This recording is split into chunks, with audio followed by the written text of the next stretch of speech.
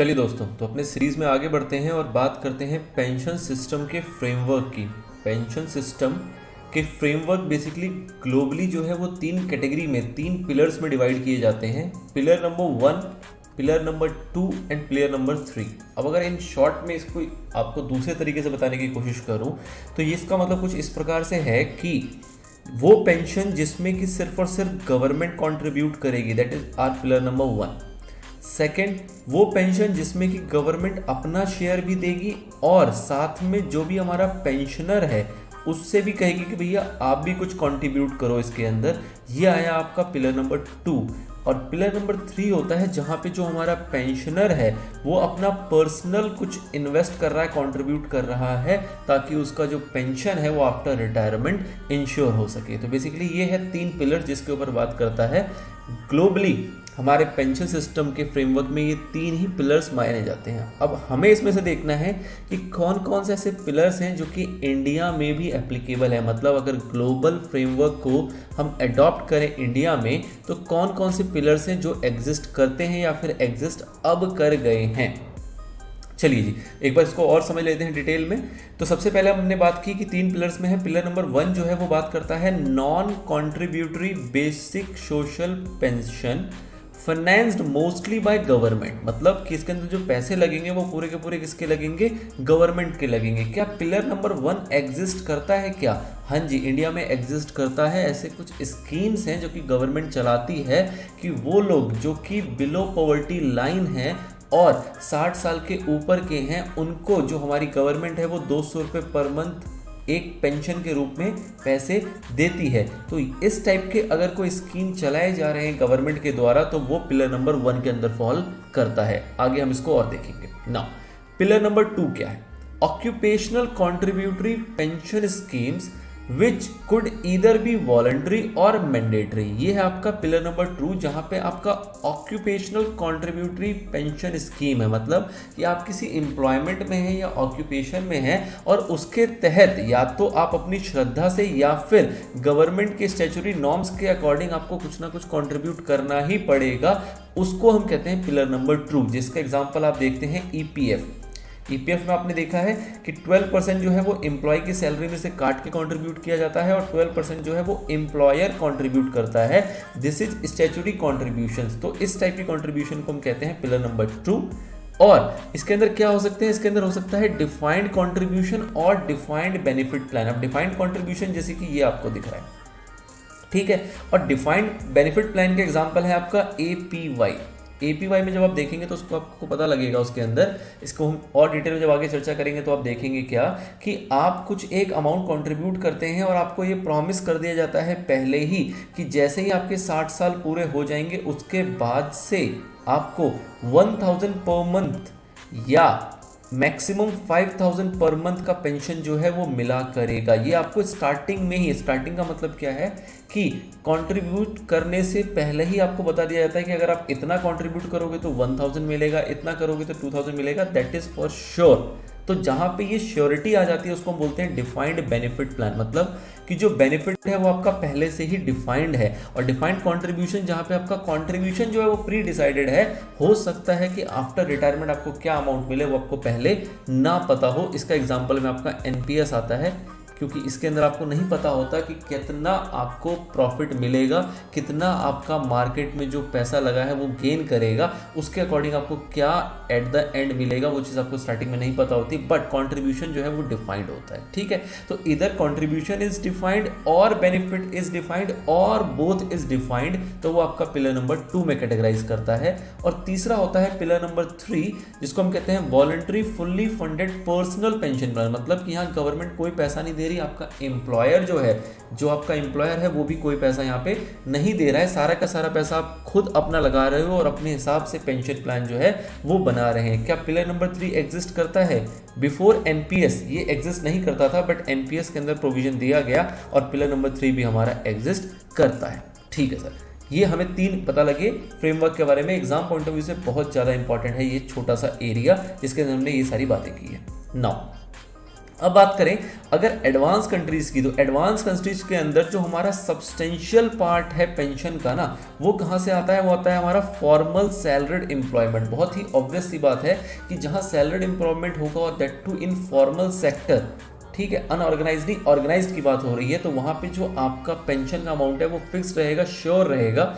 और किसी भी एडवांस कंट्री के अंदर जो मैक्सिमम पार्ट कंट्रीब्यूट करता है वो यही सेक्टर कंट्रीब्यूट करता है, ठीक है। अब इसके अंदर आप कुछ आंकड़े देखेंगे। कुछ आंकड़े का मतलब क्या है कि जनरली पेंशन की इंपॉर्टेंस क्या है वो आपको समझना ज़रूरी है, तब आपको पता लगेगा कि क्यों इंडिया के अंदर भी इस टाइप के स्कीम्स लाए गए, इस टाइप की अथॉरिटी बनाए गए, नए लॉ, नए एक्ट इंट्रोड्यूस किए गए, क्योंकि पुराने वाले से हम ग्लोबली कॉम्पीट नहीं कर पा रहे थे। अब वो क्या आंकड़े हैं वो देखिए आप, ठीक है। वो आंकड़े क्या है कि 2020 के अंदर ये देखा गया कि OECD कंट्रीज जो हैं, OECD कंट्री क्या होती है पहले आपको ये जानना पड़ेगा। OECD कंट्रीज की फुल फॉर्म है दी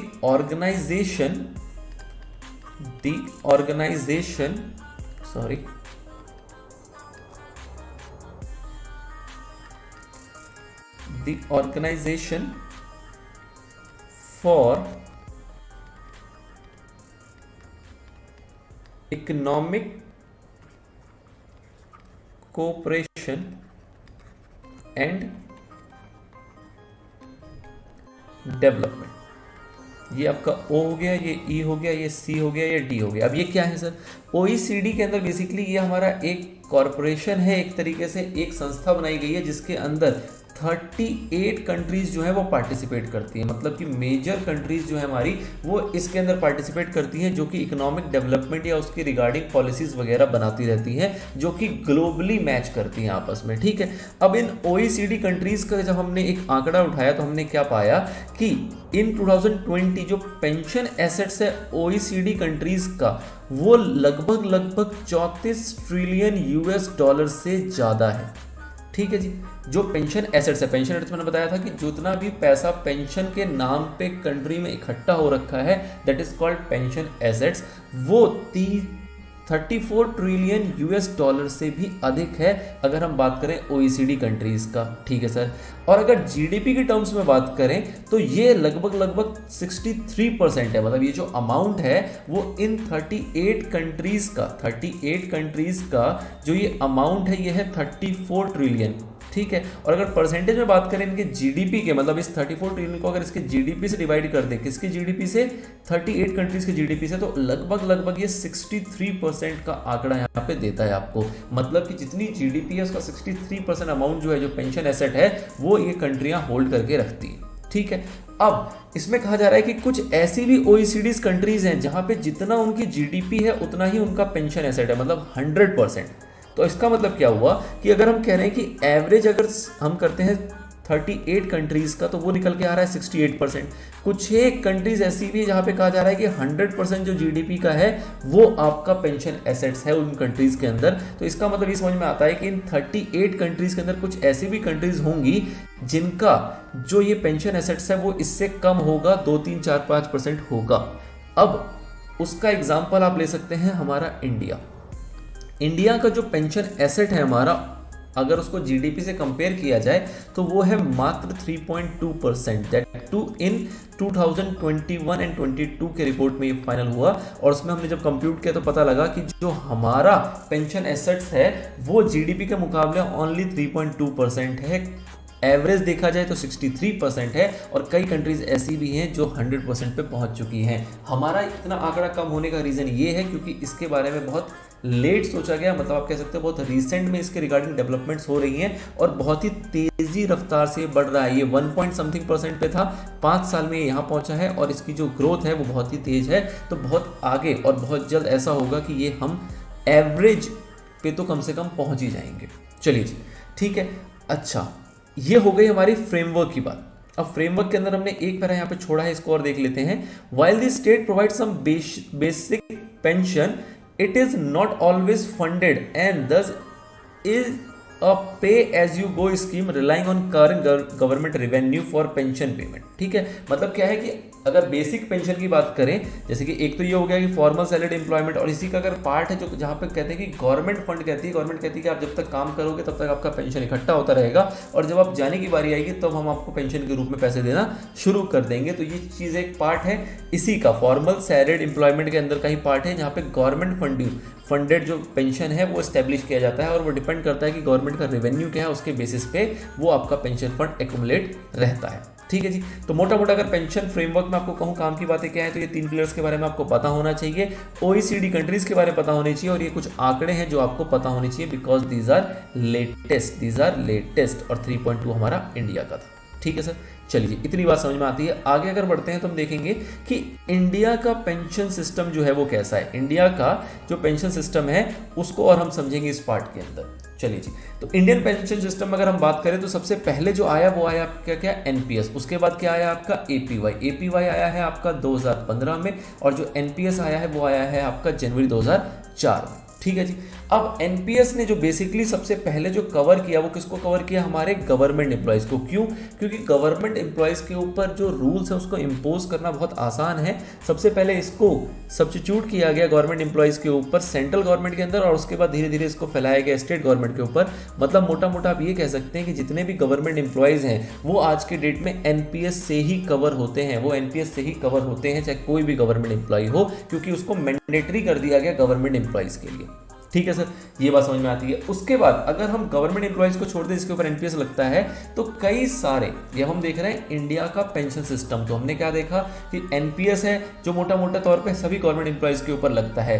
कुछ को छोड़ दें तो ऐसे कुछ कौन है, जैसे कि डिफेंस वाले हो गए, सीमेंस हो गए, रेलवेज के हो गए, कोल माइनर्स हो गए, असम टी प्लांटेशन, इस टाइप के कुछ और ऐसी ऑर्गेनाइजेशंस हैं जिन्होंने अपना इंडिपेंडेंट पेंशन प्लान्स बना रखा है,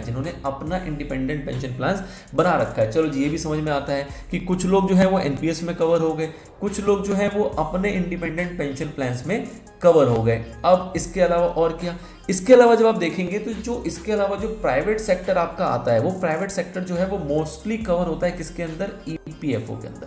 मतलब कि जितने भी प्राइवेट सेक्टर में लोग एम्प्लॉयड होते हैं उन लोगों का आप देखेंगे कि उनका पीएफ जो है वो एज अ स्टैट्यूटरी डिडक्शन काटा जाता है 12% का, और जो उनका एम्प्लॉयर है वो भी 12% कॉन्ट्रीब्यूट करती है, और ये जो पैसा है वो ईपीएफओ में जमा कर दिया जाता है, और इस तरीके से आपका पेंशन सिस्टम काम करता है।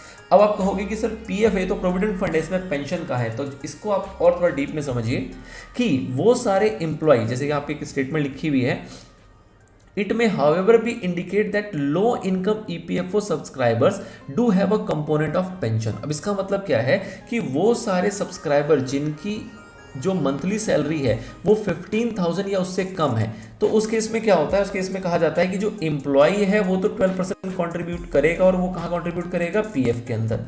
बट जो एम्प्लॉयर है वो अपने 12% में से 8.33% जो है वो कॉन्ट्रीब्यूट करेगा ईपीएस में, वो कंट्रीब्यूट करेगा, ईपीएफओ का ही पार्ट है, पेंशन स्कीम है, एम्प्लॉय पेंशन स्कीम, उसमें कंट्रीब्यूट करेगा, और बाकी जो बच गया 3.67% वो कंट्रीब्यूट करेगा कहाँ पे, पीएफ के अंदर। मतलब क्या कि वो एम्प्लॉयज़ जिनकी सैलरी 15,000 से ऊपर है उनके केस में 12% जो एम्प्लॉय का है वो भी पीएफ में जाता है, और जो एम्प्लॉयर का 12% है वो भी पीएफ में जाता है। बट वो एम्प्लॉयज़ जिनकी सैलरी 15,000 रुपये से कम है उनके केस में एम्प्लॉय का तो पूरा पीएफ में जाता ही जाता है, बट एम्प्लॉयर वाला बट जाता है। उस 12% में से 8.33% जो है वो ईपीएस में कंट्रीब्यूट होता है, और बाकी जो 3.67% हो गया वो आपका पीएफ में कंट्रीब्यूट होता है। मतलब कि समहाउ इंडियन पेंशन सिस्टम के अंदर ये एक पेंशन का कंपोनेंट एग्जिस्ट करता है अंडर ईपीएफओ ऑल्सो। ठीक है जी, तो 3 बातें समझ में आई। पहला एनपीएस, ये पेंशन स्कीम है। दूसरा, कुछ एक अपने इंडिपेंडेंट पेंशन प्लान्स जो है वो चलाती है, जैसे कि रेलवे, डिफेंस वगैरह, उनका अपना हो गया। और तीसरा, ईपीएफओ के द्वारा भी पेंशन के प्लान चलते हैं। ये 3 बातें आपको समझ में आती हैं। ये जो तीनों चीज़ें ये आपका कवर होता है पिलर 2 में। पिलर 2 में हमने क्या देखा था, जहाँ पे गवर्नमेंट भी कॉन्ट्रीब्यूट करती है, गवर्नमेंट इन द सेंस कि आपका एम्प्लॉयर भी कॉन्ट्रीब्यूट करता है और एम्प्लॉय भी कंट्रीब्यूट करता है, तो वो आपका पिलर नंबर 2 में कवर हो जाता है। अब अगर इसकी हम स्टैट्स की बात करें तो आपको स्टैट्स देख के बड़ी आश्चर्य होगा, जिसके बाद हमें पता लगेगा कि क्यों जरूरत पड़ी ओवरऑल ब्रॉड लेवल पे एनपीएस को लाने की, और एनपीएस को फोर्सली मतलब इन द सेंस कि एज अ लॉ पहले उसको गवर्नमेंट के ऊपर इंप्लीमेंट किया गया और फिर उसको धीरे धीरे इंट्रोड्यूस किया जा रहा है private self employed in other sectors के लिए भी। ठीक है, चलिए तो इनके हम स्टैट्स को देखते हैं। स्टैट्स बहुत इंपॉर्टेंट होते हैं एग्जाम पॉइंट ऑफ व्यू से, तो आपको उसको ध्यान से समझने की जरूरत है। चलिए, एज ऑफ मार्च 2021, अगर मार्च 2021 तक के हम आंकड़े देखें तो आपको पता लगेगा कि ईपीएफओ के कितने मेंबर्स हैं। ईपीएफओ के लगभग 26 करोड़ 26 करोड़ जो है वो मेंबर्स हैं। बट इसके अंदर अगर आप देखेंगे कि एक्टिव मेंबर्स कितने हैं, तो 26 करोड़ में से ओनली 4.6 करोड़ जो है वो एक्टिव मेंबर्स हैं। ठीक है जी, इस आंकड़े को तोड़ते हैं जरा। 26 करोड़ जो है टोटल वो आपके क्या है, ईपीएफओ में रजिस्टर्ड है, ईपीएफओ के मेंबर्स हैं। इसके अंदर से बहुत ही छोटा सेगमेंट आया 4.6 करोड़ का जो कि एक्टिव है। एक्टिव का मतलब क्या होता है, जिनकी कॉन्ट्रीब्यूशन जो है चाहे एम्प्लॉय की हो चाहे एम्प्लॉयर की हो वो रेगुलरली चलती रहती है। क्यों, इसको आप इस तरीके समझो कि कोई लोग मेंबर्स तो बन गए ईपीएफओ के, उसके बाद वो अनएम्प्लॉयड हो गए या फिर वो किसी ऐसे जॉब में जहाँ पे पीएफ की कंप्लायंस नहीं आती है या फिर कुछ और रीजंस हैं, मतलब they are not active members. Active members मतलब उनका जो फंड है वो मंथली कंट्रीब्यूट नहीं हो रहा है ईपीएफओ के अंदर। वो बहुत बड़ा गैप है आपका, वो बहुत बड़ा गैप है। चलिए, अब एक्टिव इतने हो गए तो इसके अंदर भी इसको तोड़ा गया। कहा जा रहा है इसके अंदर से 69.2 लाख ऐसे हैं जो कि पेंशनर्स है। पेंशनर्स का मतलब कि ये ईपीएस में भी कंट्रीब्यूट करते हैं। ये वो वाले कैटेगरी हैं जो कि लो सैलरी वाले हैं, 15,000 से नीचे वाले हैं, जिनका कि कुछ पैसा जो है वो ईपीएस में जमा होता है। मतलब कि पेंशन की बात करें तो ओवरऑल 26 करोड़ के अंदर जो पेंशन सिस्टम के अंदर फॉल कर रहे हैं वो 69.2 लाख ओनली पेंशन के अंदर फॉल कर रहे हैं। ठीक है सर, तो ये बात हो गई हमारे आंकड़ों की कि ईपीएफओ से काम हमारा नहीं चल पा रहा था, वो पूरा का पूरा वाइड तरीके से पेंशन को कवर नहीं कर रहा था। ठीक है जी, ये हो गया pillar number 2। Now pillar number 1 की अगर बात करें तो क्या पिलर नंबर 1 है, तो मैंने आपको पीछे बताया कि पिलर नंबर 1 हमारा एग्जिस्ट करता है। कैसे एग्जिस्ट करता है, कुछ स्कीम्स है जो गवर्नमेंट चलाती है, जैसे कि Indira Gandhi National Old Age Pension scheme, जिसके अंदर क्या होता है कि जो पेंशन दिया जाता है 200 रुपीज पर मंथ। किसको, वो लोग जो बीपीएल कैटेगरी में आते हैं और 60 ईयर्स या फिर उससे ऊपर हैं। किस प्रोग्राम के तहत, under the National Social Assistance Programme. ये जो छोटी छोटी चीजें हैं आपके एग्जाम पॉइंट ऑफ व्यू से इंपॉर्टेंट है, इसको आपको ध्यान में रखना है। BPL category 60 years, Indira Gandhi National Old Age Pension Scheme, ये स्कीम का नाम आपको याद रखना है। नेशनल सोशल असिस्टेंस प्रोग्राम, ये आपको याद रखना है। ठीक है जी, तो ये इस टाइप की कैटेगरी। यहाँ पे क्या है कि जो पेंशनर है उससे कुछ नहीं लिया जाता, पूरा का पूरा पैसा गवर्नमेंट अपने तरफ से लगाती है, तो इसको हम कहते हैं पिलर 1। ये आपके पिलर 1 के अंदर कवर हो जाता है। ठीक है जी, अब इसके अंदर कितने लोग कवर होते हैं, तो कहा जा रहा है कि जो कवरेज है एनएसएपी के अंदर वो अराउंड 4.2 CR बेनिफिशरीज हैं। 4.2 करोड़ जो बेनिफिशरीज हैं वो इसके अंदर कवर होते हैं। चलो जी, ये भी एक पेंशन हो गया। मतलब हमने यहाँ देखा 69.2 लाख ये पेंशनर्स थे, 4.2 करोड़ बेनिफिशरी, ऑल्दो बहुत छोटा अमाउंट है, बट चलो ये भी पेंशनर्स के अंदर आ जाते हैं। लाइफ इंश्योरेंस सेक्टर जो है वो कहती है कि जी हम भी पेंशन बेचा करते हैं। कई सारे ऐसे लोग हैं जो अपनी श्रद्धा से पेंशन परचेज करते हैं, पेंशन प्लान्स लेते हैं। तो ये लोग कितने लोगों को कवर कर पाते हैं, ये कर पाते हैं around 1 crore peoples. 1 crore pensioners जो है वो इनके तहत भी कवर हो गए। म्यूचुअल फंड्स वाले कहते हैं जी हम भी कुछ काम कर पाए हैं इसके अंदर, हम भी लगभग 27 लाख पोर्टफोलियो जो है वो ऐसे बना पाए हैं जिसके अंदर की पेंशन प्लान्स इंक्लूड होते हैं। मतलब 4 कैटेगरी आपको यहाँ दिख गई। पहला आपको दिखा कौन सा, ये वाला, दिस इज द पेंशनर्स। दूसरा आपको दिखा कौन सा वाला, ये वाला 4.2 crore, these are the pensioners. तीसरा लाइफ इंश्योरेंस ने कहा 1 crore, these are the pensioners. और 27 lakh, these are the pensioners. उसके बाद अदर एंटिटीज का मतलब जैसे हमने यहाँ देखा था defence, seamen, railways, coal miners, इस टाइप की एंटिटीज को जोड़ ले तो ये लोग भी कहते हैं कि हाँ ये हम भी लगभग 20 लाख ऐसे लोगों को हम यहाँ पे ऐड कर पाते हैं जिनको हम इस टाइप की बेनिफिट्स प्रोवाइड करते हैं। 20 लाख लोग इनके अंदर भी कवर हो जाते हैं। ठीक है, अब इन सबको अगर आप जोड़ दो तो कितना अमाउंट निकल के आता है, कुछ खास नहीं। 4.2 करोड़, 1 करोड़, 5.2 करोड़ एंड ये कुछ लैक्स में है, अराउंड 1 करोड़ मान लो। मतलब 5 से 6 करोड़ लोग ही इसके अंदर टोटल कवर हो पाते हैं, जबकि हमारी जो पॉपुलेशन है वो है 138 करोड़ की। तो ये बहुत ही छोटा अमाउंट है।